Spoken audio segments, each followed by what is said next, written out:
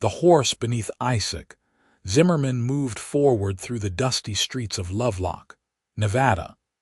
But the man on its back felt nothing except the hollow emptiness that had replaced his soul somewhere between Antietam and Gettysburg. It was August 1865, and the war had been over for months, yet Isaac carried it in his eyes like a shadow that refused to fade. The sun beat down mercilessly on the small mining town, but he barely noticed the heat or the curious stares from folks on the wooden sidewalks. His hands guided the reins through muscle memory alone, while his mind remained trapped in a battlefield 3 years and 2,000 miles away. The livery stable appeared on his left, weathered and familiar. Isaac had grown up in this town, learned to ride horses in that very stable when he was 8 years old. Now, at 26, he felt ancient. He dismounted slowly, his movements careful and deliberate, as if sudden action might shatter whatever fragile thing held him together. The stable owner, old Tom Henderson, shuffled out from the shadows and stopped short when he recognized the hollow-eyed man before him. "Isaac, Lord Almighty, boy, we thought you were dead." Tom's voice cracked with emotion, but Isaac could only nod once mechanically. "Not dead, just back." The words came out flat, emotionless. Isaac handed over the reins and turned away before Tom could ask any more questions. The questions were always the same. How was the war? Did you see action? Are you glad to be home? He had no answers that anyone wanted to hear. His father's ranch lay 3 miles outside town, and Isaac started walking despite the August heat. He had no desire to stay in town longer than necessary, no desire to see the pity in people's eyes or hear their hollow thanks for his service. What service? He had killed men. Young men, old men, men who probably had families waiting for them just like his family had waited for him. He had watched his friends die in mud and blood and screaming agony. He had survived when better men had fallen. There was no glory in it, no honor, just an endless gray numbness that had swallowed everything he used to be. The walk to the ranch took longer than he remembered. Heat shimmered off the desert floor, and his uniform hung heavy on his frame, too big now for his diminished body. The Zimmerman ranch came into view gradually, the familiar buildings wavering in the distance like a mirage. The house, the barn, the corrals where he had spent countless hours breaking horses and mending fences. It should have felt like coming home, but instead it felt like visiting a stranger's property, like looking at someone else's memories through thick glass. His mother saw him first. Martha Zimmerman had been hanging laundry when she spotted the figure in dusty blue trudging up the road. The basket fell from her hands, and she ran toward him with a cry that should have broken through Isaac's numbness, but instead just echoed somewhere distant. She wrapped her arms around him, sobbing into his chest, and he stood there like a wooden post, unable to return the embrace, unable to feel anything but the familiar emptiness. My boy, you are home. Thank God you are home." Her words tumbled out between sobs, but Isaac remained silent. His father emerged from the barn, grayer than Isaac remembered, leaning heavily on a cane. Samuel Zimmerman had broken his leg in a riding accident 2 years ago, according to the letters, and it had never healed properly. The sight of his father's infirmity should have sparked concern, but Isaac felt nothing. The reunion was awkward and painful. Martha kept touching his face, his arms, as if to convince herself he was real. Samuel gripped his shoulder with one weathered hand, his eyes suspiciously bright. They asked no questions about the war, and Isaac offered no information. They sat down to dinner that first night, and the silence stretched between them like an unbridgeable canyon. Isaac ate mechanically, tasting nothing, and excused himself as soon as politeness allowed. His old room remained exactly as he had left it 4 years ago. The bed, the desk, the window overlooking the eastern pastures. He lay down fully clothed and stared at the ceiling until dawn, sleep refusing to come, memories refusing to leave. When exhaustion finally claimed him, he dreamed of cannon fire and dying horses and men calling for their mothers as life drained away into Virginia soil. The days blurred together. Isaac went through the motions of ranch work, his body remembering what his mind no longer cared about. He mended fences without seeing them, fed horses without acknowledging their presence, rode the property lines like a ghost haunting familiar territory. His parents watched him with growing concern, their joy at his return souring into worry. Martha tried to draw him out with his favorite foods, with gentle questions, with reminiscences about happier times. Samuel attempted to engage him in ranch business, in plans for expanding the herd, in simple father-son conversation. Nothing penetrated the wall Isaac had built around himself. 3 weeks after his return, Martha convinced him to ride into town for supplies. She wrote out a careful list, her handwriting shaky with age, and pressed coins into his palm. Isaac took them without comment and saddled a horse, a young mare named Dancer who had been born the year he left for war. The ride into Lovelock passed in the same gray haze that colored all his days. The general store stood on Main Street, a 2-story building that served as the commercial heart of the small town. Isaac tied Dancer to the hitching post and pushed through the door, the familiar bell jingling overhead. The store was dim after the bright sunlight, and he paused to let his eyes adjust. Shelves lined the walls, packed with everything from fabric to ammunition, from flour to fancy imported soaps. "I will be right with you." The voice came from behind the counter, female and brisk. Isaac moved further into the store, pulling out his mother's list. He began gathering items mechanically, not really seeing what he picked up, just matching words on paper to objects on shelves. "You are holding that backwards." The voice spoke again, closer now, and Isaac looked up to find a woman standing 3 feet away, arms crossed, one eyebrow raised. She was young, perhaps 22 or 23, with dark hair pulled back in a severe bun and eyes the color of whiskey in lamplight. Her dress was practical calico, and her expression suggested she did not suffer fools gladly. Isaac looked down at his hands. He was indeed holding a tin of something upside down, the label facing away from him. He turned it around without comment and added it to his basket. "You are Isaac Zimmerman." It was not a question. The woman moved around him, straightening items on shelves with efficient movements. "I am Natalie Keller. My father owns this store now, bought it from the Hendersons last year when they decided to move to California." Isaac nodded once, a minimal acknowledgement. He had no interest in conversation, no desire to learn about store ownership or new arrivals to Lovelock. He just wanted to complete his task and return to the ranch, to the comfortable numbness of solitary work. "You fought in the war." Again, not a question. Natalie Keller moved to the counter and began tallying the items he set down. Her movements were precise, economical. "My brother fought too. He died at Shiloh in '62. The words should have sparked some connection, some fellow feeling. Isaac had been at Shiloh, had seen men die by the hundreds in those desperate April days. But he said nothing, just reached for his money. Natalie's eyes narrowed. She was studying him now with an intensity that made him uncomfortable, as if she could see past the wall he had built, as if she recognized something in his empty gaze. "You have that look," she said quietly. "The same look my brother had when he came home on leave 6 months before he died. Like the real you never came home at all."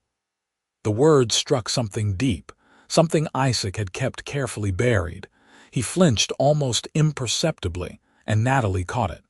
Her expression softened slightly, though her posture remained straight and unyielding. "I am not looking for pity," Isaac said, his voice rough from disuse. It was the most he had spoken to anyone outside his immediate family since returning home. "Good, because I am not offering any." Natalie finished counting his coins and handed him his change.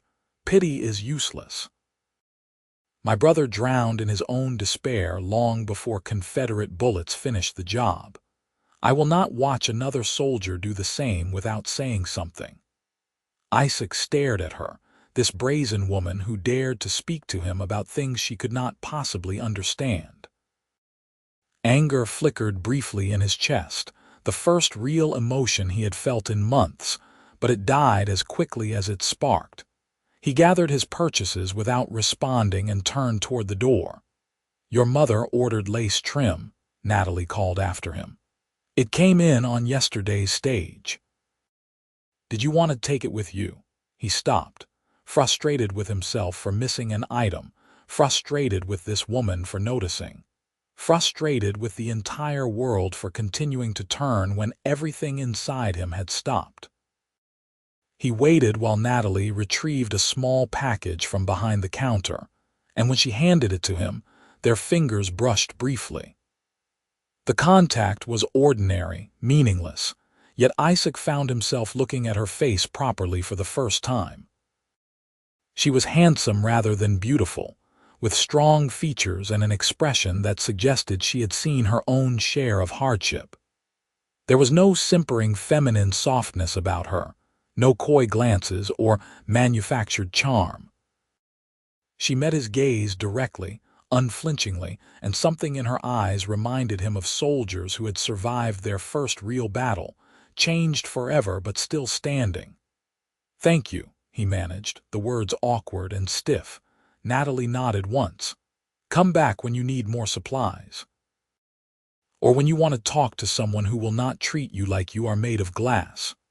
The ride back to the ranch gave Isaac too much time to think about Natalie Keller and her unsettling directness. He tried to dismiss her from his mind, but her words kept echoing. The real you never came home at all. She was right, of course. The Isaac who had left Lovelock in 1861, full of patriotic fervor and youthful certainty, had died somewhere in the carnage. What had returned was just a shell, going through motions, existing without living. Martha was delighted with the lace trim and asked about his trip to town. Isaac mentioned the new store ownership in passing, and his mother's face lit up with recognition. "Oh yes, the Kellers. They moved here from Missouri, I believe. Terrible tragedy that. Lost their son in the war, and then the father's business burned down. They decided to start fresh somewhere new. The daughter runs the store mostly. Henry Keller's health is not good, some kind of lung condition. She is a capable girl, though some find her a bit too forthright for a young woman." Isaac absorbed this information silently. It explained Natalie's comments about her brother, though it did not explain why she had felt entitled to speak so bluntly about his own condition. Most people tiptoed around him, offering sympathy and understanding while keeping a careful distance, as if his brokenness might be contagious. Natalie had done the opposite, confronting him directly, refusing to look away from what everyone else pretended not to see. The following weeks established a pattern. Isaac worked the ranch during the day, his body performing familiar tasks while his mind remained elsewhere.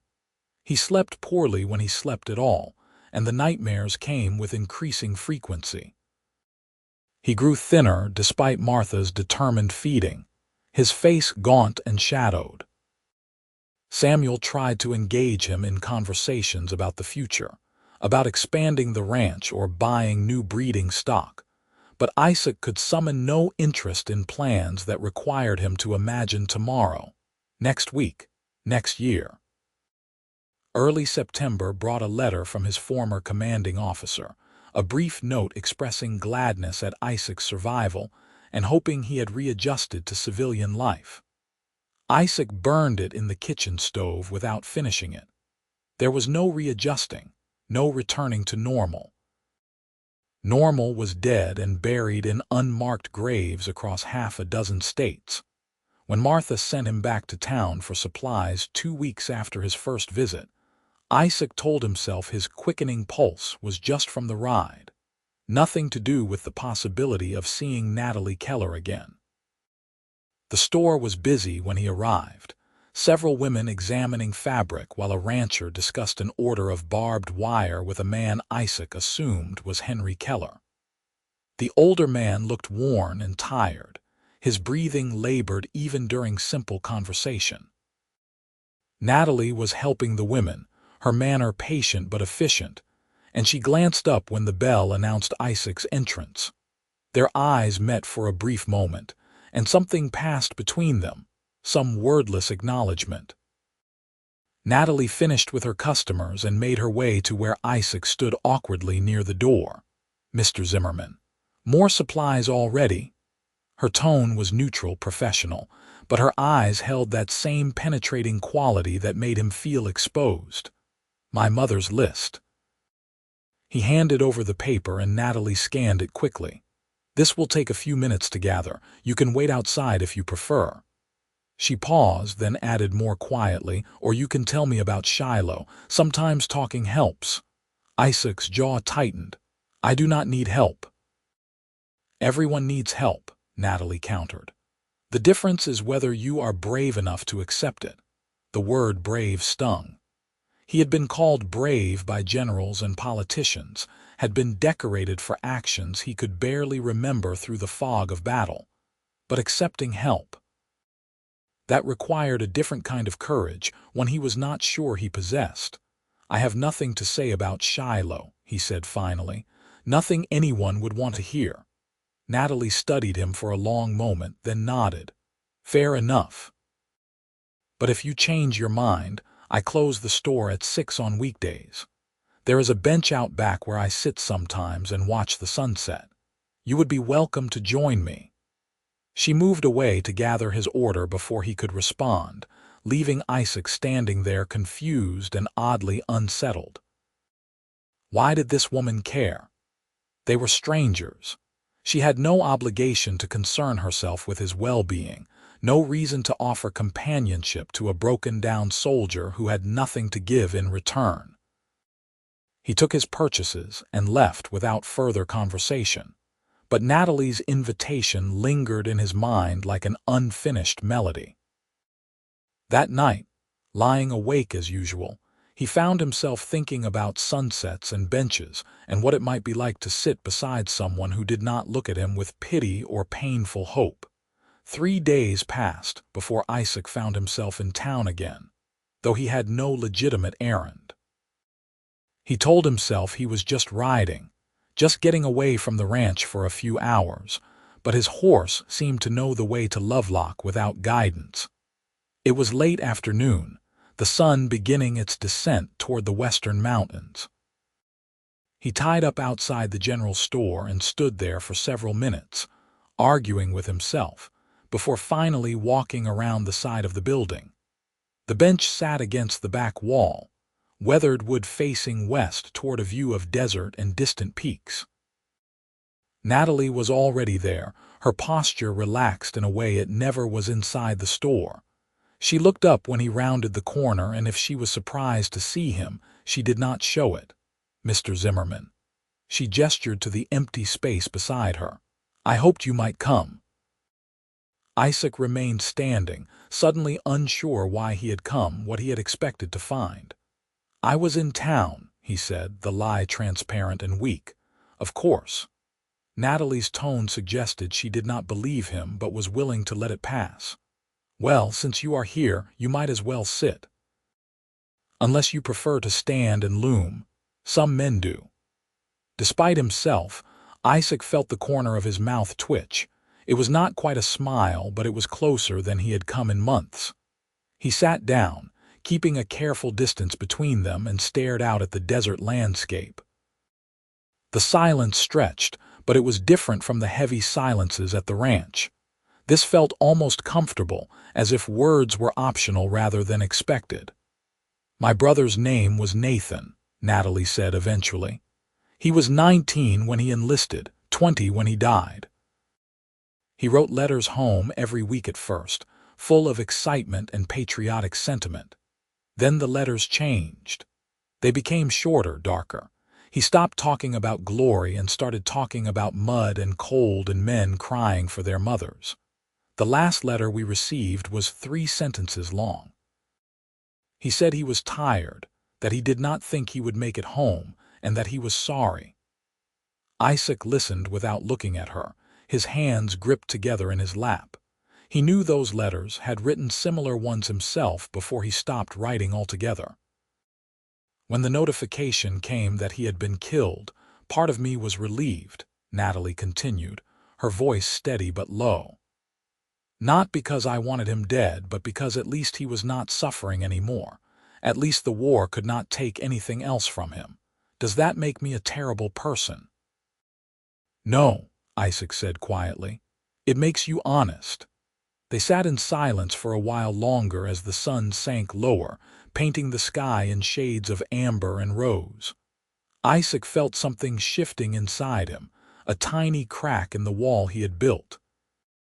It was uncomfortable and frightening, but also strangely necessary, like the first painful breath after being underwater too long.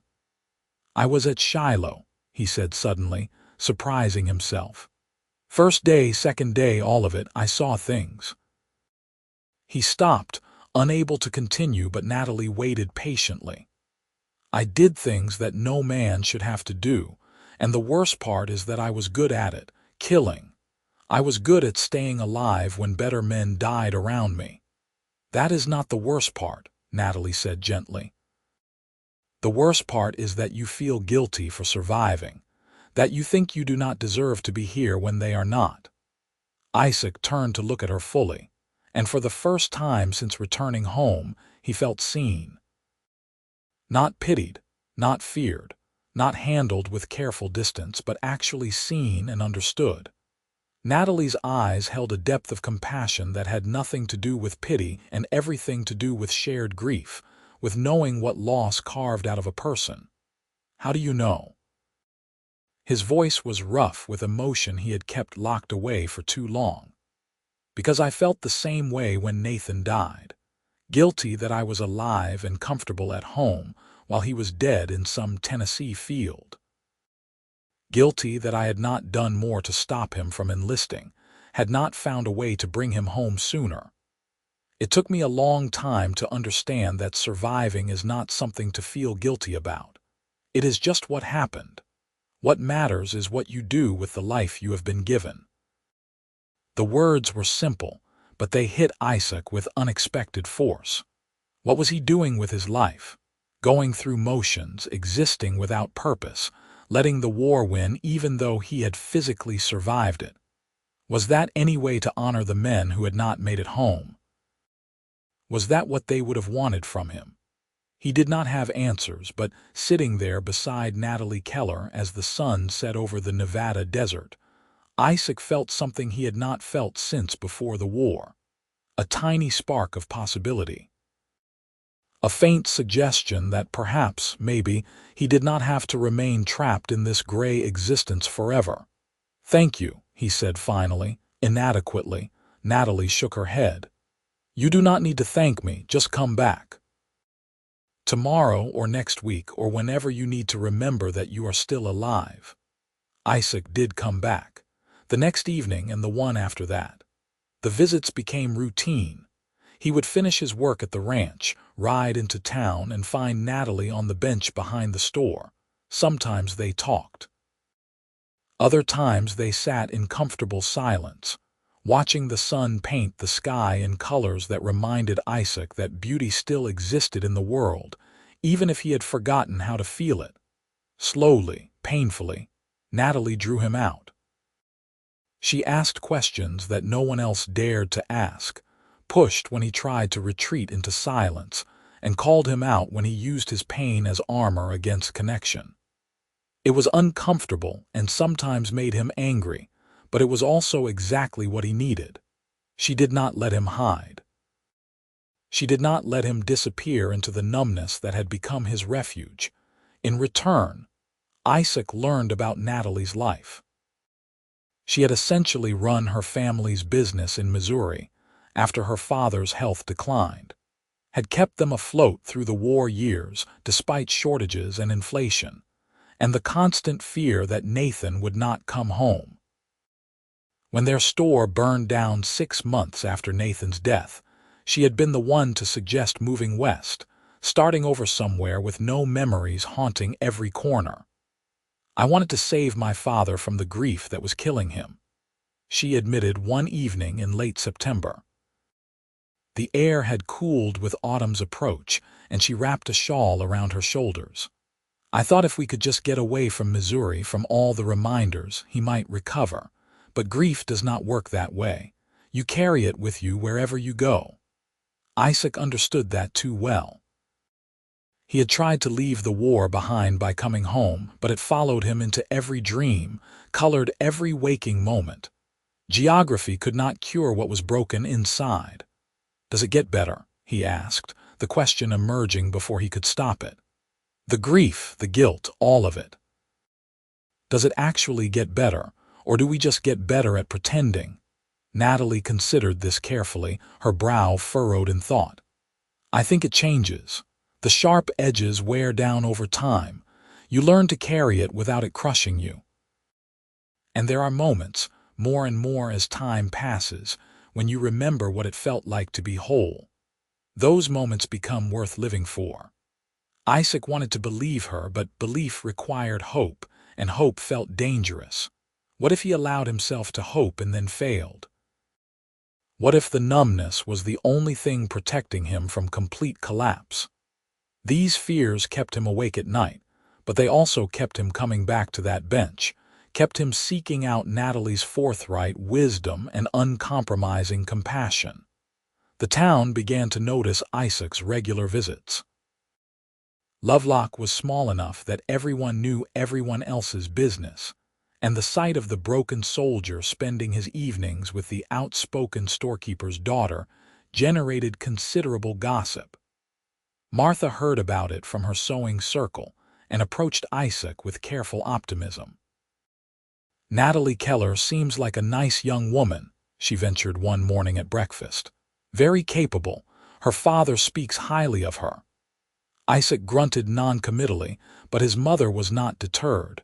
"It would be good for you to have friends your own age.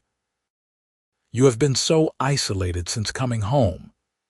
She paused, then added gently, "She lost her brother in the war. Perhaps she understands what you are going through better than we can." It was as close as Martha had come to acknowledging that Isaac was suffering, that he was not the same boy who had left for war. Isaac looked up from his plate and met his mother's eyes, seeing the worry and love there, the desperate hope that he might find his way back to something resembling his former self. "She does understand," he said quietly. "Better than most." Martha's face lit with relief and something like joy. She did not press further, but Isaac knew what she was thinking. She was hoping that Natalie Keller might be the key to bringing her son back from whatever hell he had disappeared into. The weight of that hope was heavy, but for once it did not feel entirely crushing. October brought cooler weather and the first hints of winter in the distant mountains. The ranch work shifted to preparing for the cold months ahead, and Isaac found himself actually present in the tasks, not just going through motions. He noticed things again. The way Dancer nickered when she saw him approaching, the satisfaction of completing a difficult repair, the taste of his mother's coffee in the morning. The world was coming back into focus, bit by bit, and while the nightmares still came and the guilt still gnawed at him, they no longer consumed him entirely. Natalie noticed the changes too. She commented on it one evening when Isaac actually laughed at something she said, a rusty sound but genuine. "You are coming back," she observed, her expression warm. I can see it in your eyes. They are not quite so empty anymore. Isaac considered this. His eyes had indeed changed. He had seen it himself in the mirror that morning. They were still haunted, still shadowed by things he could never fully escape, but there was something else there now, too. A glimmer of the man he used to be, or perhaps the man he was becoming, someone different from either the boy who left or the shell who returned. "You did that," he said, looking at Natalie directly. "You would not let me stay lost." Natalie shook her head firmly. "I did not do anything except refuse to look away. You are the one doing the work, Isaac. You are the one choosing to come back, to keep fighting even though every instinct probably tells you to give up. That takes more courage than anything you did in the war."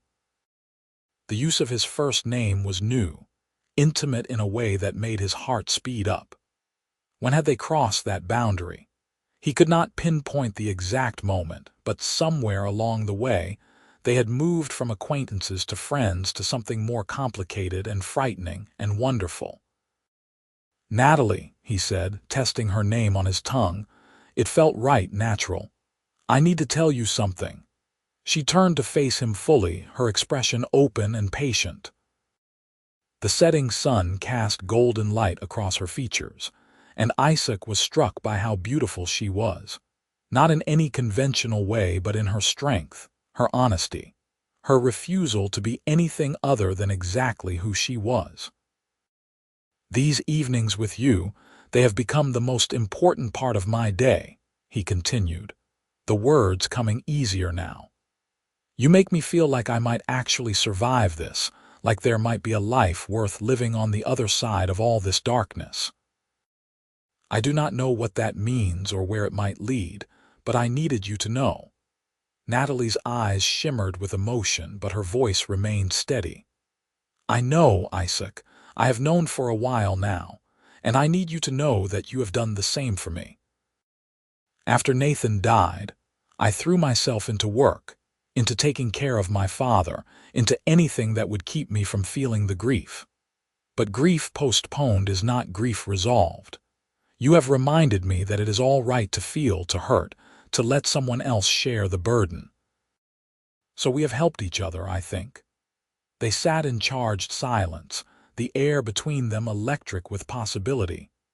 Isaac knew he should say more, should name the feeling growing in his chest, but words felt inadequate. Instead, he reached out slowly, giving Natalie time to pull away, and took her hand in his. Her fingers were cool and strong, and they curled around his with a certainty that made something in his chest crack open further. "Is this all right?" he asked, his voice barely above a whisper. "Yes," Natalie breathed. "This is all right." They sat like that until full darkness fell, hands clasped, watching stars emerge in the endless Nevada sky. It was the closest Isaac had felt to peace since before the war, and for the first time, he allowed himself to imagine a future that included more than just surviving. A future that might include hope, connection, maybe even happiness. The shift in their relationship was subtle but profound.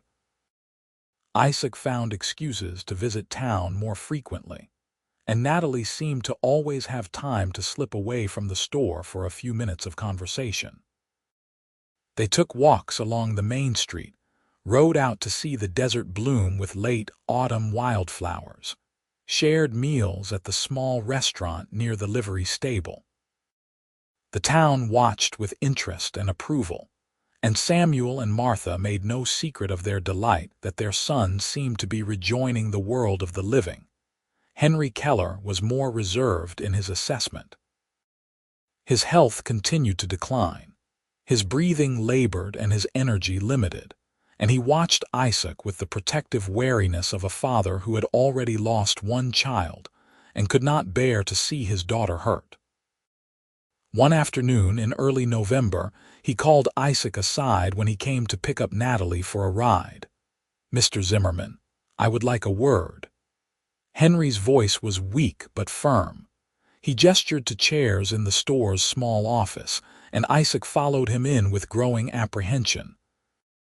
"I have seen the way you look at my daughter," Henry began without preamble, "and the way she looks at you. Natalie is a grown woman, capable of making her own decisions, but I am still her father. I need to know what your intentions are." The directness was startling, though Isaac supposed Natalie came by her forthright nature honestly. He met Henry's gaze squarely, understanding that this conversation could determine his future. "I care about Natalie deeply, sir. More than I thought I could care about anything after what I have been through. My intentions are entirely honorable, though I confess I am still finding my footing in the world again. I would never do anything to hurt her." Henry studied him for a long moment, his eyes sharp despite his physical frailty. "The war changed you. I can see it in your face, hear it in the things you do not say. My son came home changed too, and it destroyed him. How do I know you will not let it destroy you and take my daughter down with you?" It was a fair question, one Isaac had asked himself countless times. He took a deep breath, searching for truth rather than reassurance. "I cannot promise that I am completely healed because I am not. I may never be. The things I saw, the things I did, they will always be part of me. But I can promise that I am fighting to build a life worth living. Natalie has shown me that is possible.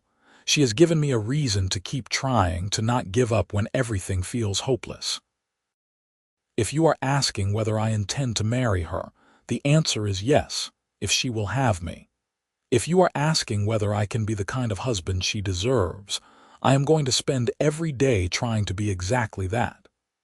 The office fell silent except for Henry's labored breathing. Finally, the older man nodded slowly. "That is an honest answer, and honesty is worth more than empty promises. You have my blessing, Isaac.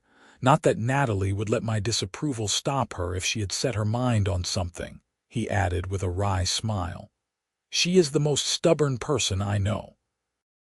Gets it from her mother." Relief flooded through Isaac, and he shook Henry's hand carefully, mindful of the man's fragile health. "Thank you, sir. I will do right by her. You have my word." When Isaac and Natalie rode out that afternoon, heading toward the foothills where cottonwoods grew along a seasonal creek, she noticed his unusually quiet demeanor. "My father cornered you, did not he?" she said, not quite managing to hide her amusement. "I told him it was none of his business, but he can be as stubborn as I am when he wants to be." Isaac smiled, a real smile that reached his eyes. "He loves you. He wants to protect you. I would do the same in his position." "And what did you tell him when he interrogated you about your intentions?" Natalie's tone was light, teasing, but her eyes held genuine curiosity. Isaac reined his horse to a stop and turned to face her fully. The November sun was warm despite the cooling season, and the desert stretched around them in shades of gold and rust. This was not the proposal he had imagined during those brief moments when he allowed himself to imagine such things, but the words came anyway, urgent and true. "I told him that I intend to marry you if you will have me." He paused, suddenly uncertain. "That is, I am asking if you will have me. Natalie Keller, will you marry me? I know I am not whole yet, that I come with more baggage than any woman should have to carry. But I love you.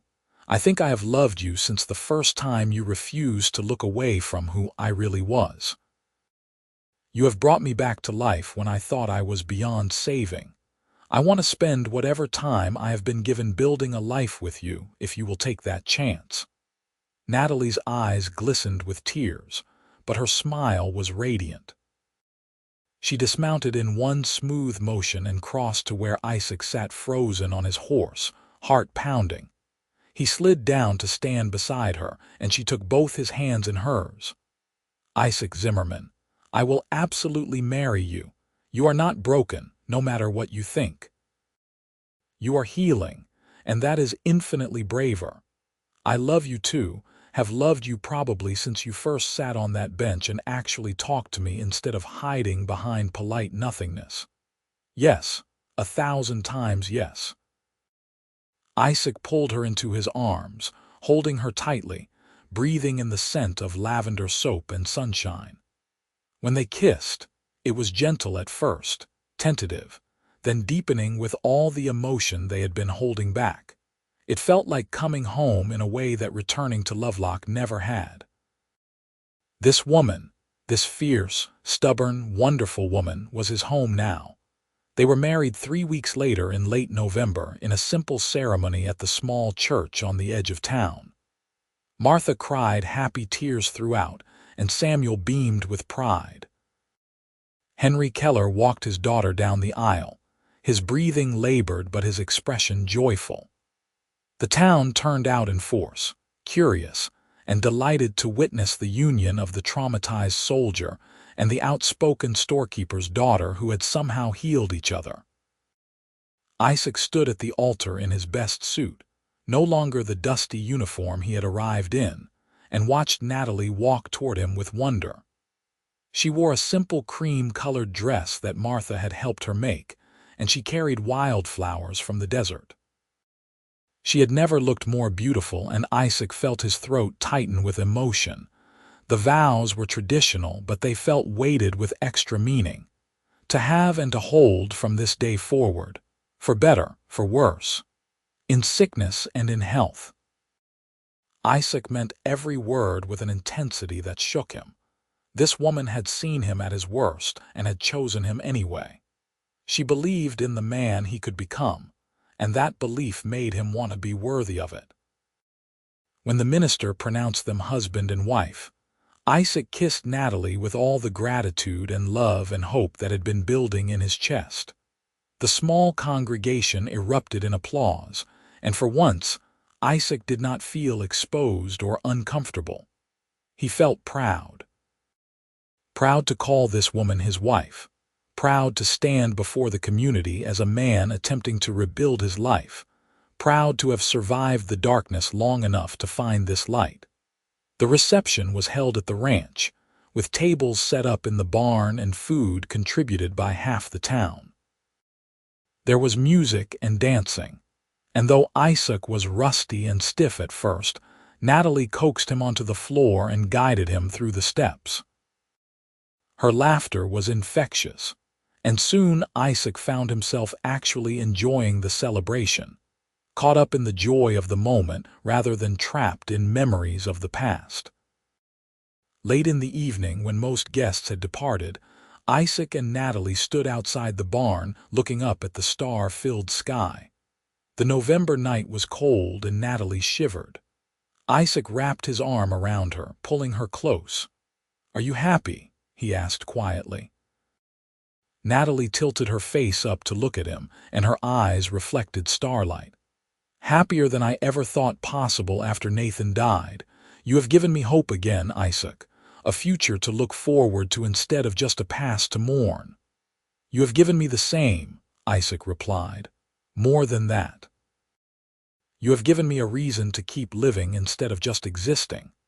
I know I still have difficult days ahead, that the nightmares do not just disappear because we spoke vows, but facing them seems possible now, when I know you will be beside me.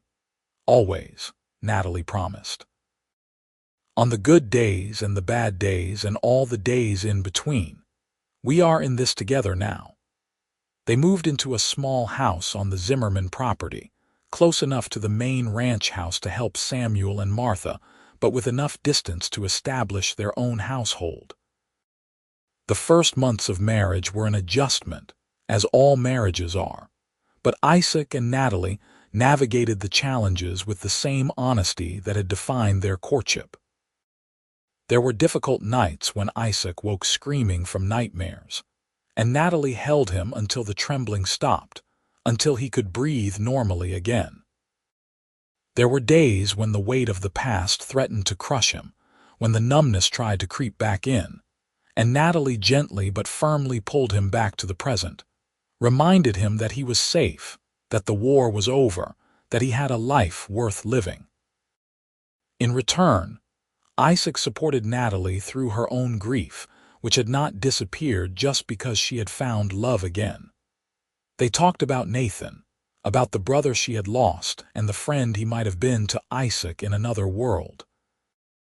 They visited the small cemetery outside town where Natalie had planted a memorial tree for her brother, and Isaac stood beside her while she cried for all the things Nathan would never experience.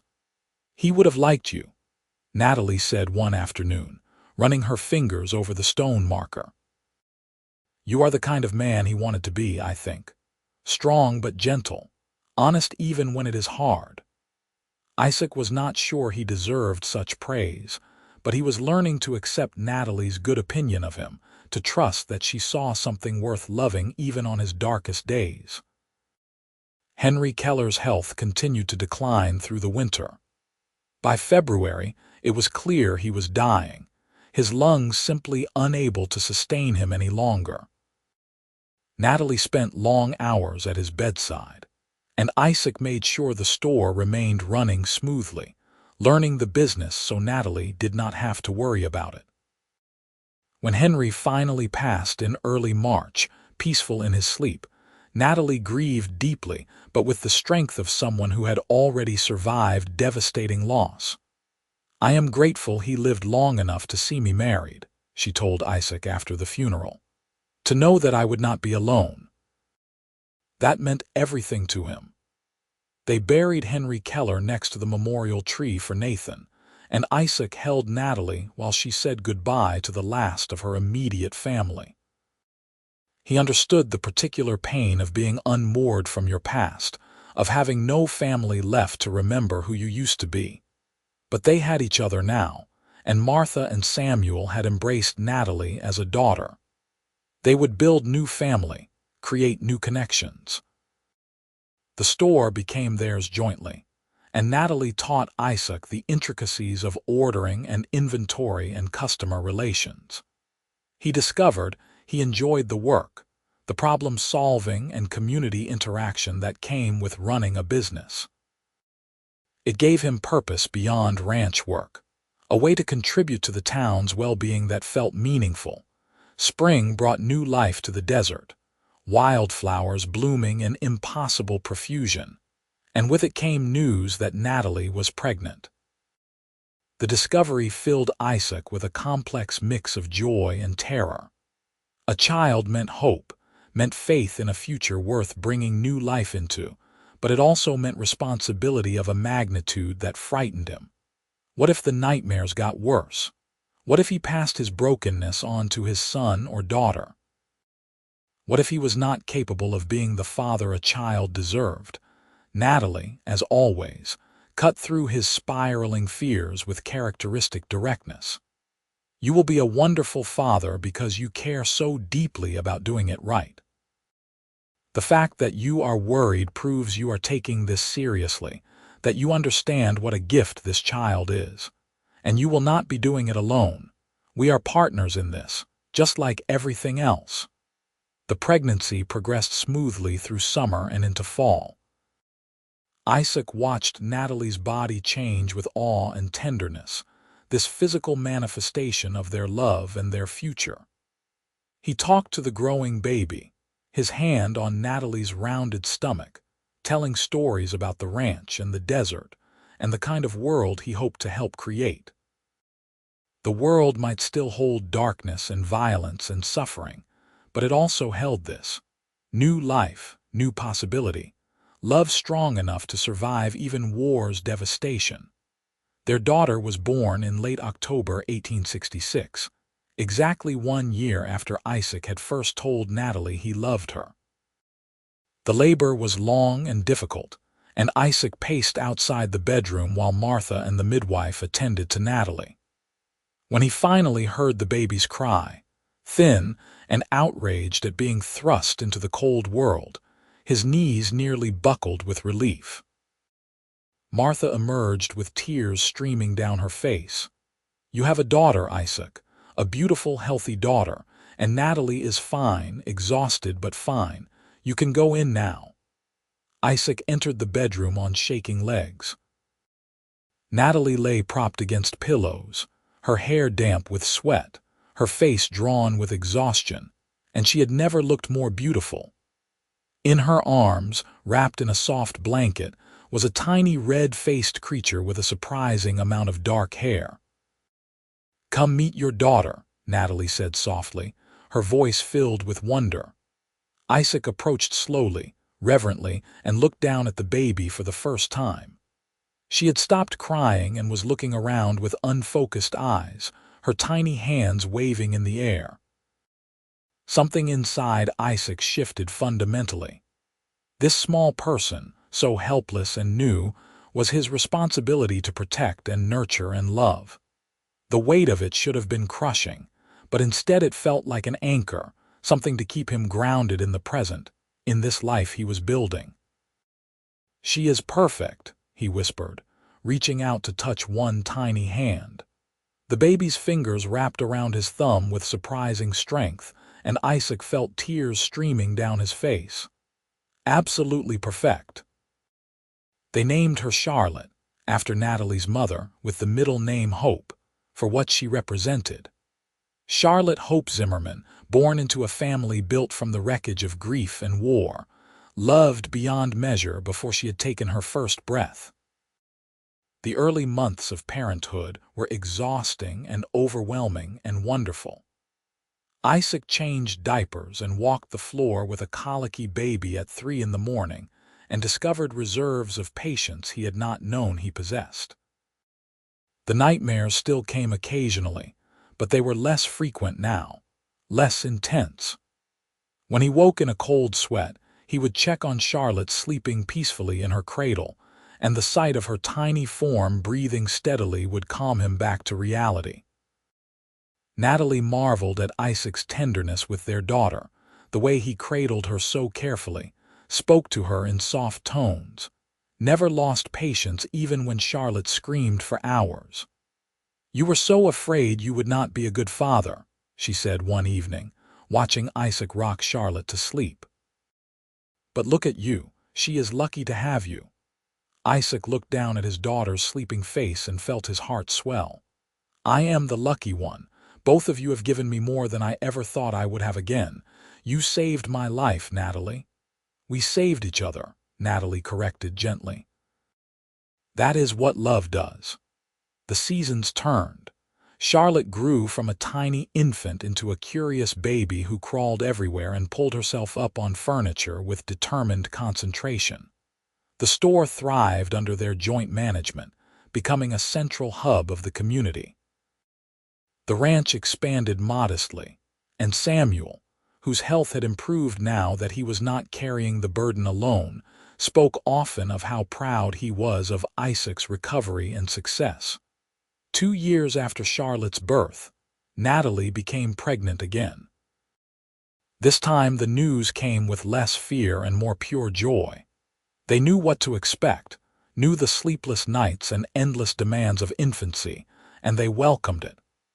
Their son was born in spring of 1869, sturdy and loud and demanding. They named him Samuel Isaac, honoring both grandfathers, and Charlotte, now 2.5, was fascinated by her baby brother. Isaac held his son and daughter and felt almost overwhelmed by the fullness of his life. The boy who had ridden off to war 8 years ago could never have imagined this future. That Isaac had believed in glory and heroism and returning home victorious. This Isaac, the one forged in fire and rebuilt with patient love, knew that the real victory was not in battles won but in life lived fully despite the scars. The nightmares had not disappeared entirely. There were still difficult days when the weight of the past pressed down too heavily, when Isaac struggled to stay present. But they were increasingly rare, and when they came, he had Natalie and the children to remind him why he kept fighting. He had a future worth protecting, a family to love and be loved by, work that mattered, a place in the community. On quiet evenings, when the children were asleep and the desert stars blazed overhead, Isaac and Natalie would sit together on the porch of their house. hands clasped, talking or simply existing in comfortable silence. These were the moments Isaac treasured most, the ordinary contentment that had once seemed impossible. "You remember that first day I walked into the store?" Isaac asked one such evening. "How empty I was! I was going through motions, waiting to die without actually dying. I had no idea that life could feel like this again." Natalie squeezed his hand. "I remember seeing you and recognizing something in your eyes, the same look Nathan had. I could not save my brother, but I refused to watch you disappear the same way without at least trying to reach you." "Thank God you did," Isaac said fervently. "Thank God you were stubborn enough not to give up on me. I saw who you really were, underneath all the pain and grief. I saw the man you could become if someone just refused to let you quit. And I was right." Natalie turned to face him, her expression tender. "Look at what we have built, Isaac. A home, a family, a life. You came back from war with empty eyes, and look at them now. They are full of light and love and hope. You did that. We did that together." Isaac pulled her close, breathing in the familiar scent of her hair, feeling the solid warmth of her body against his. "I love you, Natalie Zimmerman, more than I have words to express. You gave me a reason to live when I had none. You filled my empty eyes with light when I thought I would never see clearly again. And you gave me a future when I thought I had lost mine along with Nathan," Natalie replied. "We healed each other, built something beautiful from our shared brokenness. That is what I will always be most proud of." They sat together as the stars wheeled overhead, two survivors who had found each other in the aftermath of war and grief, who had refused to let darkness have the final word. The road had been difficult, the healing painful and slow, but they had walked it together, and that had made all the difference.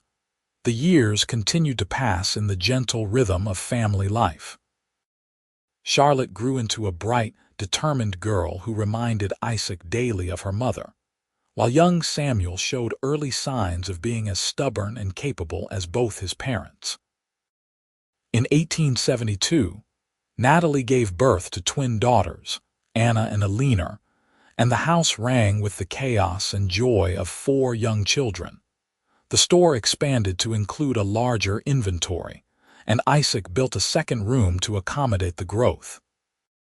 He had discovered a talent for business that surprised him, and the townspeople respected him not as a broken soldier to be pitied but as a capable man who contributed meaningfully to the community.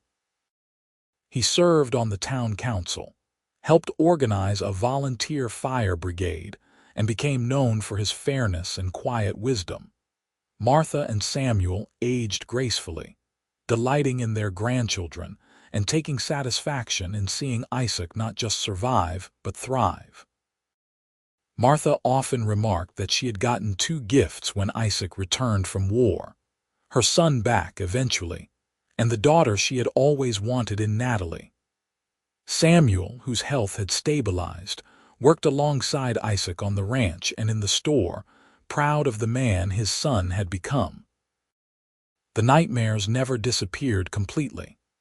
There were still nights when Isaac woke in a cold sweat, memories of Shiloh or Antietam or Gettysburg flooding back with visceral intensity. But now when he woke, he could reach for Natalie, could ground himself in her presence, in the sounds of his children sleeping in nearby rooms, in the life he had built. The past no longer had the power to trap him there permanently. On the 10th anniversary of his return to Lovelock, Isaac stood in the cemetery, looking at the markers for Henry Keller and Nathan Keller. Natalie stood beside him, her hand in his, their 4 children playing quietly nearby under Charlotte's watchful supervision. "I come here sometimes and tell Nathan about our life," Natalie said quietly. "About the children, about the store, about you. I think he would be happy for us, happy that something good came from all the darkness." Isaac nodded, thinking about all the men who had not made it home, whose lives had been cut short before they could experience love and family and ordinary happiness. I hope I have lived in a way that honors them, not by being perfect, but by not wasting the chance they never got. You have, Natalie assured him. Every day you choose to keep living fully, to be present for our children, to build something meaningful, you honor their sacrifice. You have taken your second chance and made something beautiful with it. They walked back to the wagon where the children waited, Isaac lifting the twins while Charlotte helped Samuel climb up. The afternoon sun painted everything in shades of gold, and Isaac paused to look at his family, this impossible gift he had been given. 10 years ago, he had ridden into Lovelock with eyes as empty as his future. Now his eyes reflected 4 beautiful children, a wife who was his partner in every sense, work that mattered, and a community that valued him. Life was not perfect. There were hard days and ongoing struggles. But there was also so much joy, so much love, so much light. Natalie had been right all those years ago when she promised that the sharp edges would wear down, that moments of wholeness would become worth living for. She had not just predicted it. She had made it possible through her refusal to let him give up, her insistence that he was worth saving, her patient, stubborn, fierce love. As they drove back toward town, the children chattering excitedly about stopping for peppermint sticks at the store, Isaac reached over and squeezed Natalie's hand. She smiled at him, that same warm, knowing smile that had first reached past his defenses all those years ago, and he smiled back. His eyes, once empty and haunted, now shone with contentment and hope. She had filled them with light, and he had let her, and together they had built a life worth that light. The sun set over the Nevada desert in brilliant shades of orange and pink and purple, painting the world in beauty that Isaac had learned to see again. The cowboy had come home from war broken and lost, but he had not stayed that way. One stubborn woman had refused to let him disappear into darkness, and in saving him, she had been saved as well. Their love had been forged in the aftermath of tragedy, tempered by honesty and patience and unwavering commitment, and it had proven strong enough to build a future on. 20 years after the war ended, Isaac Zimmerman sat on the porch of his home, surrounded by the sounds of his family. Natalie worked in the garden nearby, gray threading through her dark hair but her movements still sure and capable. Their oldest, Charlotte, now 23, sat with her own infant daughter, the next generation already beginning. Samuel, strong and serious at 21, worked at the store and helped manage the ranch. The twins, Anna and Alina, 14 now and full of mischief, practiced piano inside the house with varying degrees of success. Isaac breathed deeply of the desert air, watching the sun begin its descent toward the western horizon. This view never got old. These moments of simple peace never lost their power. He had survived the war, survived the aftermath that had nearly destroyed him, and found not just survival but genuine happiness. The empty eyes that had stared out from his gaunt face in 1865 had been slowly, patiently filled with light by a woman who had seen worth in him when he saw none in himself. Natalie finished her gardening and came to sit beside him, settling into the chair that had become hers over 2 decades of evenings spent watching sunsets together. Her hand found his automatically, their fingers intertwining with the ease of long practice. "What are you thinking about?" she asked, though her tone suggested she already knew. "Everything," Isaac replied honestly. "How far we have come. How different my life is from what I thought it would be when I came home from the war. How grateful I am that you refused to let me stay lost in the darkness."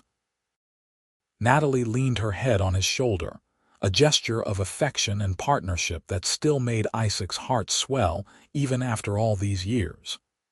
You were never truly lost. You just needed someone to hold up a light until you could find your way back.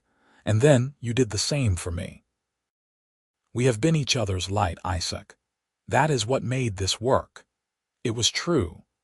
Their love had not been a simple rescue, one person saving another. It had been mutual, reciprocal, both of them wounded and grieving, both of them learning to live again through the connection they forged. Natalie had lost a brother to the war. Isaac had lost himself. Together they had found a way forward, not by forgetting the past, but by refusing to let it consume their future. "You ever regret it?" Isaac asked quietly. "Taking on a broken soldier, all the difficulties that came with that?" Natalie lifted her head to look at him directly, her eyes fierce with feeling. "Not for a single moment. You were never broken, Isaac. You were wounded, hurting, struggling, but not broken. And loving you, building this life with you, has been the greatest privilege of my existence.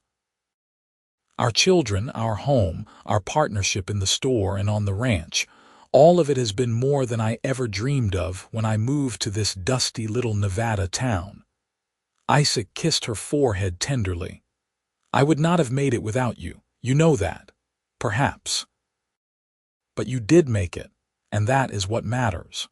You chose to keep fighting, chose to let me in, chose to believe that life could be good again. Those were your choices, Isaac. I am just grateful I got to be part of your healing and you part of mine." The sound of a baby crying drifted from inside the house, and Charlotte emerged with her daughter, rocking the fussy infant gently. She approached her parents with a rueful smile. "She wants her grandfather," Charlotte said, holding the baby out to Isaac. "She always calms down for you." Isaac took his granddaughter, little Martha Rose, named for his mother, and cradled her against his chest. The baby quieted almost immediately, her tiny fist gripping his shirt, her breathing evening out into sleepy contentment. Charlotte shook her head in amazement. "You have always had a gift with children. Mother told me you were terrified when I was born, convinced you would not know how to be a father. Look at you now." Isaac glanced down at the sleeping baby, this newest member of their growing family, and felt the same overwhelming tenderness he had felt with each of his own children. "Being a father, and now a grandfather, has taught me that love is not something you have to be perfect at. You just have to show up, be present, keep trying even when you are afraid you are doing it wrong." "That is good wisdom," Charlotte said softly. "I am going to remember that on the hard days." She kissed both her parents and returned inside, and Isaac continued to hold his granddaughter, marveling at how life continued its cycle. This child would grow up in a world different from the one he had known, would never understand what it was like to live through a war that tore the nation apart. That was a gift, he realized. His suffering, Natalie's loss, all the pain of that generation had bought something precious, a future where children could grow up in relative peace. As the sun touched the horizon, painting the sky in those familiar, beloved colors, Isaac looked at his wife, his partner in every sense for over 20 years now. Her face had changed with time and motherhood, lines forming around her eyes and mouth, but to him, she was as beautiful as the day she had confronted him in the general store, refusing to let him hide behind empty pleasantries. "I love you, Natalie. More now than even on the day we married, if that is possible." Natalie's eyes glistened with emotion. "It is possible. Love grows when you tend it, when you choose each other every day through all the challenges life brings. We have done that. We have chosen each other through difficult nights and joyful days and everything in between.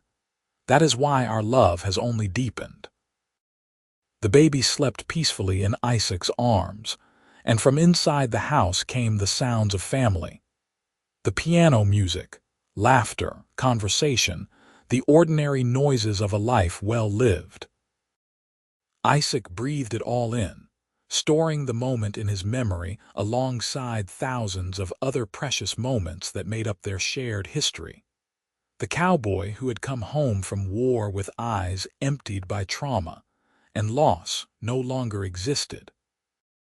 In his place sat a man with eyes full of light and love, a man who had learned that healing was possible, that joy could follow sorrow, that a future could be built from the ruins of the past.